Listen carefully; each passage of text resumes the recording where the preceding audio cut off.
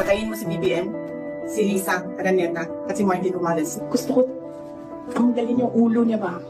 Tapusin niyo na yung fucking show ninyo! Kunin ko yung katawan ng tatay niyo. Tapon ko yan dun sa West Philippine Sea. Bakit ako pumirma sa verified impeachment complaint laban kay Vice President Sara Zimmerman Duterte? Ako po si Congresswoman Pami Zamora ng 2nd District of Taguig at ito po ang Article 1 ng verified impeachment complaint laban kay Vice President Sara Zimmerman Duterte. Respondent betrayed the public trust, committed culpable violations of the Constitution, and/or committed high crimes in contracting an assassin and plotting to murder or assassinate the incumbent president, the First Lady, and the Speaker of the House of Representatives, as publicly admitted by her in a live broadcast. Tapusin niyo na yung fucking show ninyo! Ang ina mo ka! Utak na mo ka! Ang ina ninyong lahat!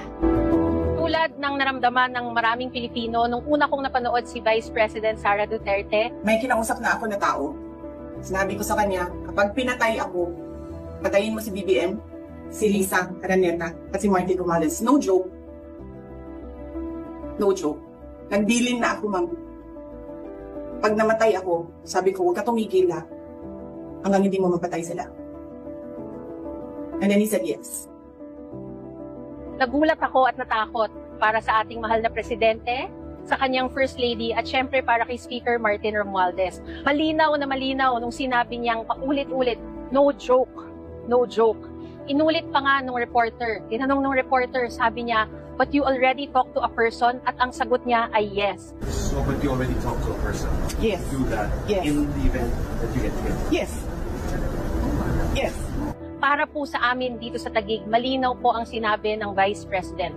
May kausap siya na willing pumatay para po sa kanya. I do not take the threat of the Vice President lightly. Sa amin po dito sa Taguig, hindi po namin palalampasin ang mga sinabi ni Vice President Sara Duterte laban sa presidente na ating hinalal at minamahal. Ang ganyang kriminal na pagtatangka ay hindi dapat pinapalampas. Yan ay aking papalagan.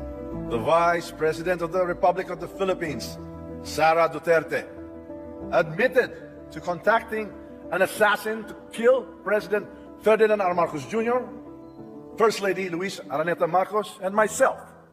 Kung matatandaan po natin, this is not the first time. Hindi ito ang unang beses na ginawa ito ng Vice Presidente.